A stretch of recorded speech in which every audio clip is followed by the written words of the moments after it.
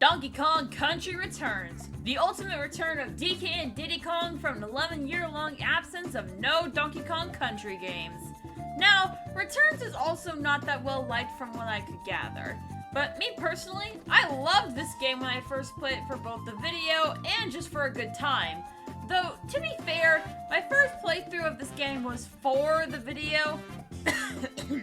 Anyway, I personally think that it's a fantastic game. But man, there were some moments that opened up a can of whoop ass on me. And I had a very hard time making this video.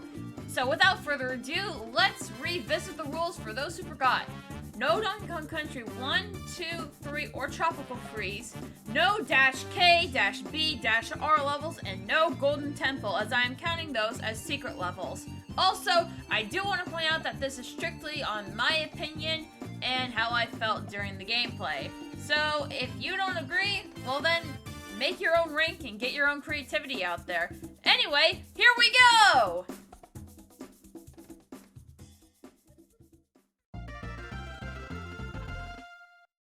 Tidal Terror is a pretty interesting concept to me. You gotta dodge the wild incoming tide by hiding behind these little rocks. But as you can imagine, the waves get higher and higher, which makes it more difficult. But they also get faster, making you take cover faster. Some rocks can only take one hit, which means after that rock disappears, you better start booking it to make it to the next rock. Overall, this level is pretty tough for an early level in this game, but it's also not the worst. This level will test you on your judgment skills and if you're gonna jump the gun or not. Quick little Embur tidbit here, this level made me scared of the ocean. Thanks, Tidal Terror.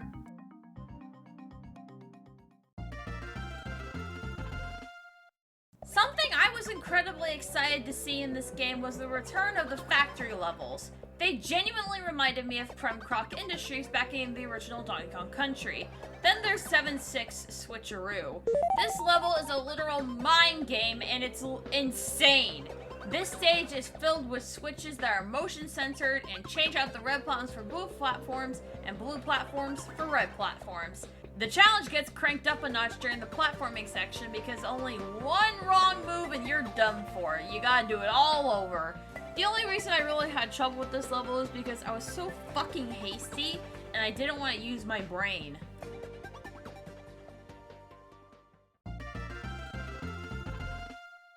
If you didn't have a fear of spiders before, you definitely do now! There's always at least one of these levels that has freaky spiders. You know where I'm going with this. 5-8 Muncher Marathon is chaotic as fuck from the moment you hear this beat drop. Yikes! This level is very deceitful from the start as you start with the normal jungle vibe and music. Then you meet these little shits and you better have brought your running shoes because oh boy, you're escaping one giant horde of spiders on your tail. This seems pretty easy peasy, right? Wrong! Aside from your usual obstacles and enemies, there are also these walls you need to smash through and these annoying ass womps you need to get through as fast as possible in order to avoid the 8,000 leg death train coming right behind you at 10,000 miles per hour. Like seriously, I didn't know spiders could run that fast! Things only get worse if you're an 100% freak like me, as you need a good lead ahead of these boys if you want to try collecting the puzzle pieces and the Kong letters. Then you think you escaped them for good, but nope!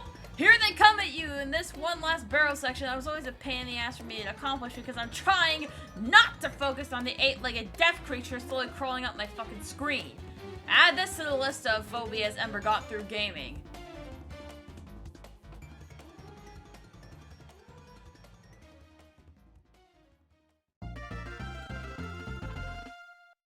If there is one thing that the original DKC is infamous for, it's the minecart levels.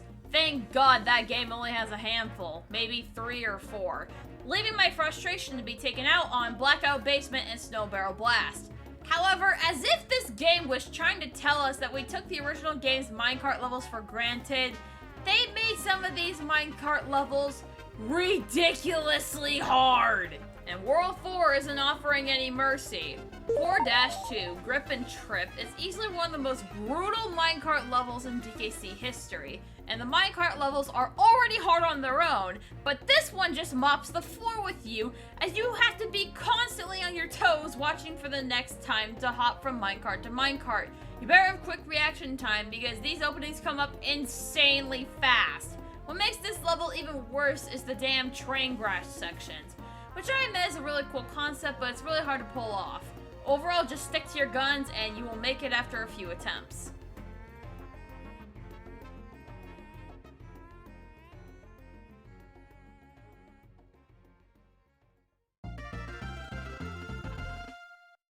The silhouette levels and returns are absolutely awesome, and I like them a lot, to be honest. The visuals are beautiful, and it's a cool way to introduce new things into the DKC franchise. It's kind of sad there's only 3 of these levels in the entire game, but enough rambling. 8-4 Smoky Peak is a pure nightmare. For the entirety of this level, you're going to need Rambi to smash through the bricks and other obstacles, but jumping with Rambi in this game is kind of difficult. What makes this even worse is that you also have to watch the lava droplets that will drop and one-shot kill you instantly. Then you have to watch your step because the platforms are unstable, and you can only stay on those for a limited amount of time. However, we're just getting started. Near the end of this level, you have to dash through in a very unstable path and get to the end, with Rambi in tow because you need him to smash through the rocks. Overall, this level really hinders you because if you lose Rambi, you're pretty much screwed.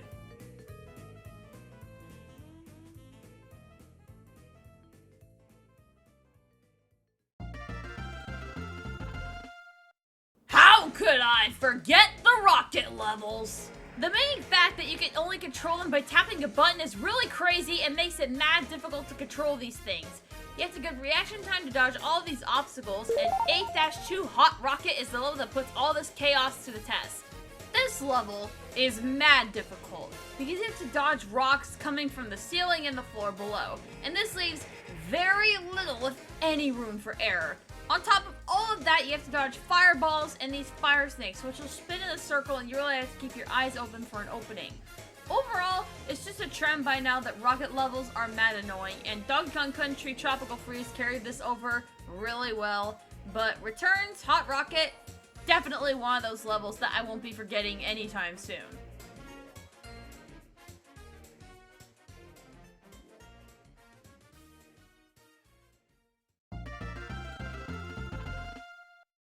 Another rocket level has made the list, and I swear, this level gave me one swift kick in the ass because I thought I was smart just bolting through it. In the beginning, you're given merely a taste of what's gonna be like, and you have no choice but to bear it and go forward.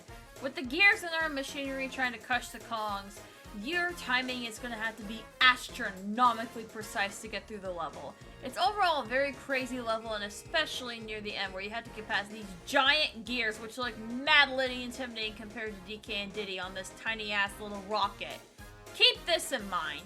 You have only one way of controlling this rocket so you don't die. A singular button.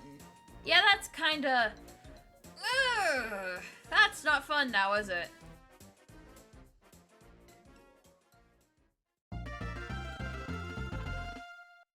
I do want to say this quickly, Mold Train was insanely close to taking the spot, but I personally found 4-3 Bombs Away harder.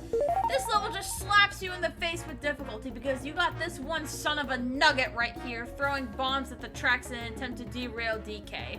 4-3 Bombs Away goes from chaotic to insanity in a matter of 10 seconds. There are so many hazards with the crystals. Then you've got this mold dude over here tossing bombs onto the tracks. There's so much crap going on in this stage that sometimes I spaced out and forgot what I was doing because there's just too much going on.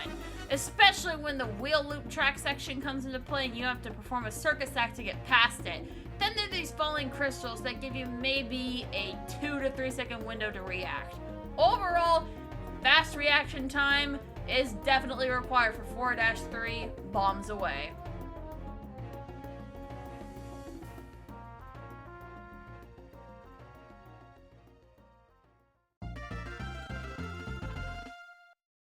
I've always hated these kind of levels that have lava chasing you, and 8-7 Red Rising is no exception. This level starts off fine. You gotta jump on some platforms that come out of lava, but then you get to the one skinny platform, then you have to start jumping from platform to platform because you just want to get the hell off the skinny ass platform, and you're bound to make some hasty mistakes. I know I certainly did. Then you have to jump on these deformed rocks and not get smashed into a pancake by them. And as if this game is trying to give you another jump scare like Muncher Marathon, the lava comes back and says, "Hello, motherfucker!" and just starts coming up faster than Usain Bolt. Overall, this level is pretty damned annoying and frustrating to play. But overall, a very good final stage. But the most unlikely stage ended up surpassing this.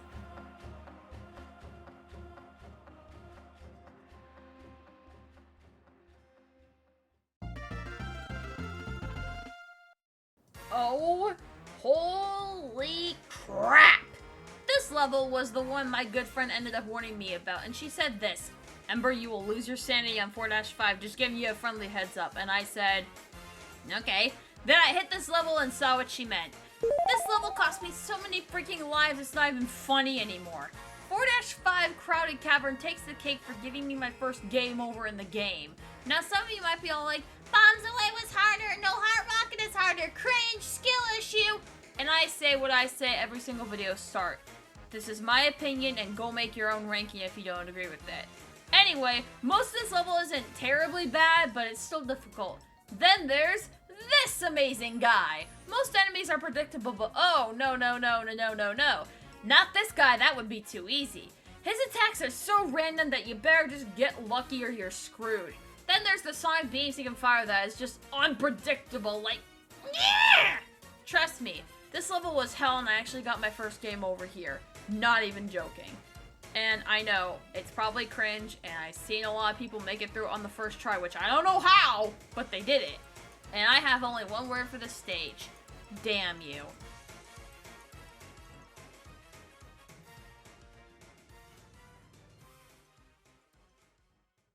Hey, thank you so much for watching this amazingly crazy video. This is one of the craziest video scripts that I've ever read ever.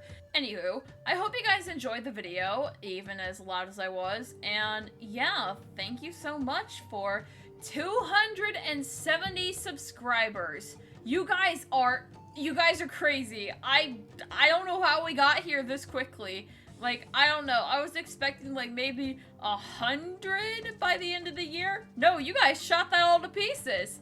Anyway, I hope you guys enjoyed the video, and I hope you guys also check out my shorts, because guess what? I do voice acting shorts now every Tuesday at 6:00 p.m. Anyway, be sure to check out this video's thumbnail artist, Marise. She's amazing, and she did fantastic. Like, look at that! Anyway, bye-bye!